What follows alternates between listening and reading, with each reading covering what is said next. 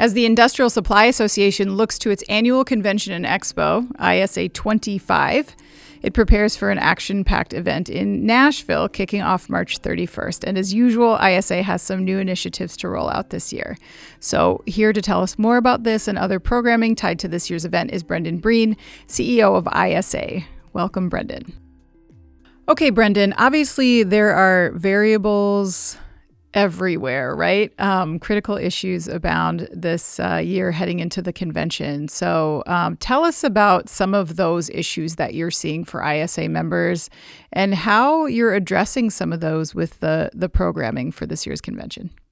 Yeah, I mean, you're almost like are a little scared to go to sleep at night because in the morning you're going to wake up and there's a new issue to deal with as an industry. But that's why an association really is a great thing, is it gives a forum for our members to discuss these problems. So top of mind, obviously what's coming out right now in the news, and I'm sure will continue to come out in the months to come, are the news around the tariffs. Specifically the aluminum and steel tariff. That one hits really close to home for me and my members. And so navigating that, understanding the contingency plans, understanding the realities around it are really important. And so we're trying to sift through the noise. You don't really always get something that is specific by looking at the Wall Street Journal or New York Times or something like that. And so we are consulting with our government affairs people at NAW, talking to them. We're talking to economists to understand how that plays out in our area. And then we're also just trying to encourage conversations amongst our members to address some of these issues. What are people doing? If they're not competitors, maybe they can share a little bit more. And so the tariff conversation is unfortunately one that we're watching really closely as it evolves, and we'll see what that looks like. But people are already moving in that way, and so that's one thing. The geopolitical talent remains an issue. People are still talking about that talent gap as something that is driving the success or lack of success at their company. If they are not able to staff up to full capacity, then they're not meeting the demand that maybe is put out there for them. And the challenges around not just finding good talent, but keeping good talent is a challenge. And so, that's another area where we have developed some programs, some educational, some networking. On the education front, we have a really fantastic network in our Emerging Leaders Network that has put together both a certification program that is a little bit more in depth, but they're also doing things on like an ongoing basis to bring the community together so that they can better understand the challenges that are ahead of them, make them a little bit more aligned with this industry, understand that there is a greater industry outside the four walls and that there are peers that have maybe the same job as them somewhere else. That does a lot, I think, for young talent or talent in general to be able to learn together and understand how this industry presents a really great option for a career. And so, just right off the top of my head, those two are popping out as managing this chaotic geopolitical environment and then trying to give our members the ability to navigate a really tough pool of talent and really trying to understand that.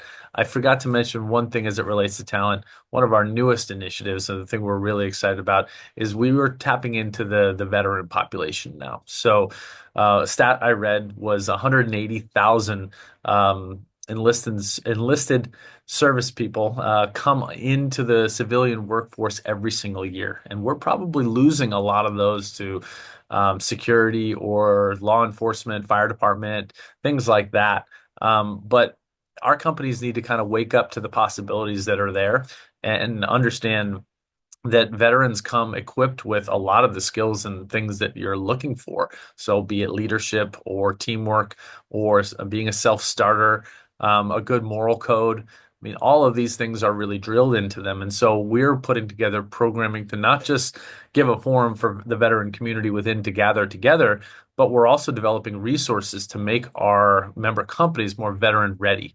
How can they position themselves in front of these veterans so that they understand the nuances, the benefits, the challenges potentially that are presented with having a veteran come and work for you. I think that the benefits largely outweigh any challenges, but you still have to learn how to navigate it. So really proud of our Veterans Empowerment Network that has come on in this last couple of quarters. I think it's a game changer for one of the biggest challenges our industry faces. Yeah, I agree that that's one of the biggest challenges, and I appreciate your candor on some of the specific angles that you're taking there. I'm sure that a lot of our audience will be super interested in hearing more about that at ISA. So the other thing I wanted to ask you about, so I took a peek at the agenda, and one thing that jumped out at me immediately was the industrial end user panel. And it sounds like this is a new part of the program this year. So I would love to know more about this specific edition and what you think attendees are going to gain from it. Yeah, so I mean, for those of you who are listening in, ISA is a trade association that represents the manufacturers and the distributors and their independent manufacturer representatives in our industrial MROP space. Who's missing from that equation is the end user, and really they're evolving at a breakneck speed. They have to. The world around them is changing the same way it's changing for us. And so this session really gives an opportunity for us to think about it like a focus group, with all of our members sitting on the other side of the double pane glass, listening in on a very candid conversation where end users talk to each other around the problems that they have. They might not have that conversation directly with you if they are your customer. They might not want to share some insights that help you win their business or give you that feedback that might, make it difficult for you to keep them. This is your opportunity to listen in and really to learn about some opportunities. I think we just held a virtual roundtable with our end users.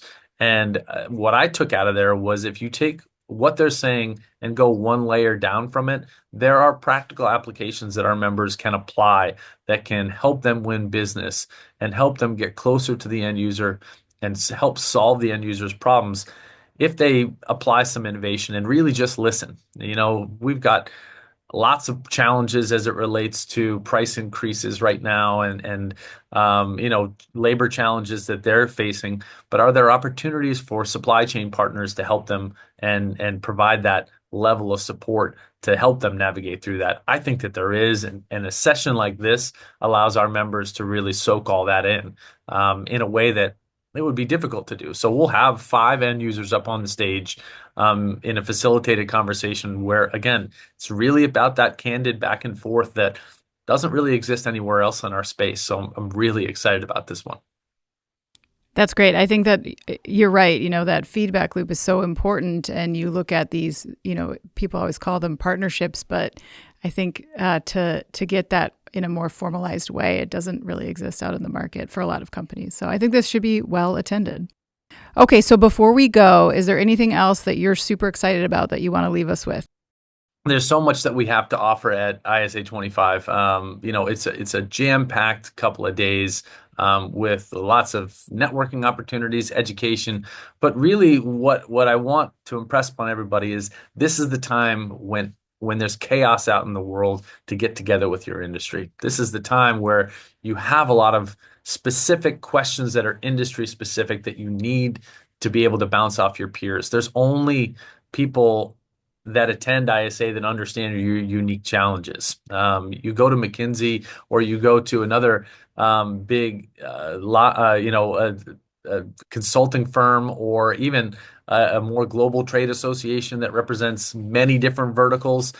You're not going to get that specificity that an industry association event can give you. And so this is the year that you need to be touching base with your supplier partners. This is the year that you need to be learning about innovations and picking up on the nuggets that are going to help you stand out next year. So come to ISA 25. I promise you the program's going to deliver. It's going to have a first-class experience for you, and you're going to walk away better positioned for the future. So sign up. Yeah, we're in Nashville, March 31st through April 2nd. Nashville's not a terrible town either to visit. So definitely register today, book your hotel room, and looking forward to seeing everybody out there. That's great. Thank you so much, Brendan. We appreciate it. No problem.